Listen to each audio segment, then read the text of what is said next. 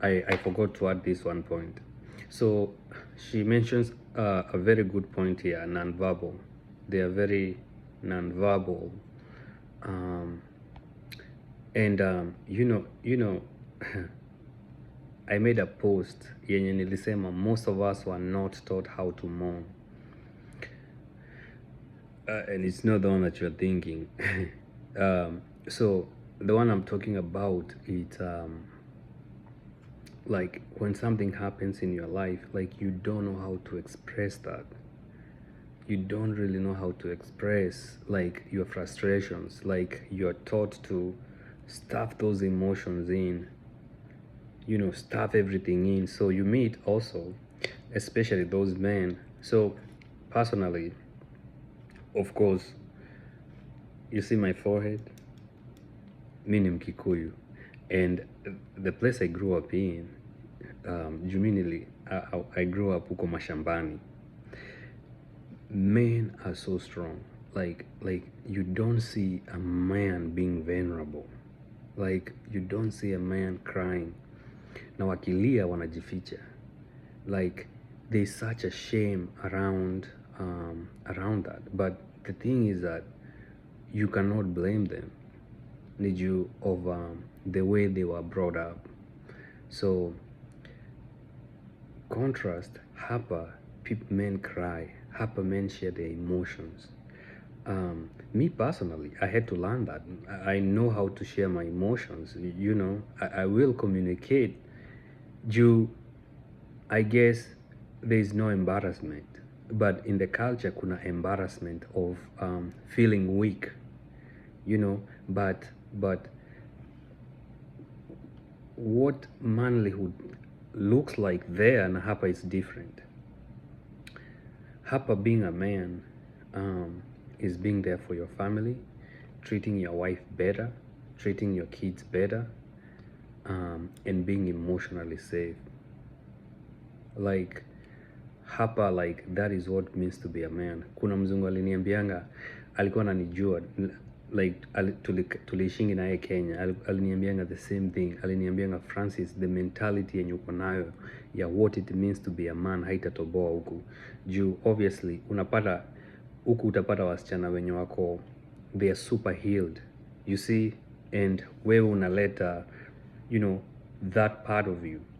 Sisemi everything is bad, but you bring that part of you ya kutoka Kenya, ya kutoka your culture yenye haiwezi fit. So unapata na mse anataka muengage emotionally, mnapata conflict, unajipata like wewe una withdraw, hautaki kuongea, unajipata like your word no, but you hapa watu they are very healed and they will talk about that. Now the relationships hapa ni different. They are so different in that they are so healthy. Not all of them, but majority. Like I guarantee you, ukidate msichana hapa, even me personally, the mwenye nilidate hapa, as in like I could, like your mindset seeing a letter, like you have to live it and you have to meet them where they are. Hata kama ni uncomfortable, like you have to talk about the things that they are hurting them, unaona. Alafu you cannot be hawezi wachapa. So by the way, that's a weak thing, kuchapa mwanamke. Like you don't go there, but they will force you to grow in ways that we mwenyewe you never experienced. If you're open to that, it can be a beautiful thing. So obviously unapata in Kenya, to be a man ni to provide majorly and to be a protector, but unapata the emotional neglect, emotionally kuna neglect. So unapata watoto wana perform, they earn love conditionally. So when they grow up, that is how they expect affection. Where else hapa you are loved either if you do good or you do bad. That I can tell you 100%. And so we cannot blame them 100%. You don't know what you don't know, but you can be the one who says no, this ends with me, my next lineage will be different. You see, it will be different. So like for me personally, that's what I've done. Mi mwenyewe nimesema it's gonna be different. The way walikuwa nafanya vitu, I respect that, but that's not my way. Plus it comes with a lot of resistance. It will come with a lot of resistance, but lazima you stick true to yourself. I mean, I talk to people and I engage their emotions. Even when they don't want to talk about it, I will stick there in that space. Yeah, I will stick there. I will not go ahead with the conversation until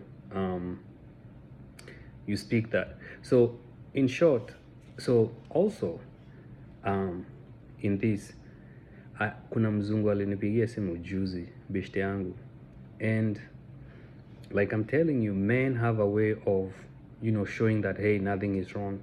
So I did not know one of his relatives died, but from the voice I could tell that this man is sad. You see, you're hiding it, but like this you cannot hide it. Venye yeye alinipigianga, but the main reason alinipigianga, he needed somebody to listen. He needed, alikuwa anahitaji comfort during that time, but yeye alimask like I don't need that, you know, nakupigia just to check in. By the way, do you know I camped on his voice, around that thing about his voice, juu nimemjua for a long time. Nilikuwa namwambia John, something is wrong with you. Anasema no, I'm okay. Namwambia John, something, I have known you for a long time, something is wrong with you. Nilicamp around hapo hadi akaniambia yeah, I'm sorrowful juu my aunt died. And I'm like, it's okay. Like, it's okay to feel sad. And so Ali become emotionally vulnerable. But this is a very different case juu say he's the only child in the family. Now he doesn't have existing relatives. Ni mzee kiasi. So he grew up very emotionally, like I want to say strong. And so I opened up his emotions. Anapenda ku brush off, but I knew from the voice this guy is suffering. Now by the way, do you know after we talked for 1 hour, his voice changed from sorrow to where he released that sorrow. So necessarily don't judge them. The culture itself, that was it's encouraging, but there is hope that there can be change.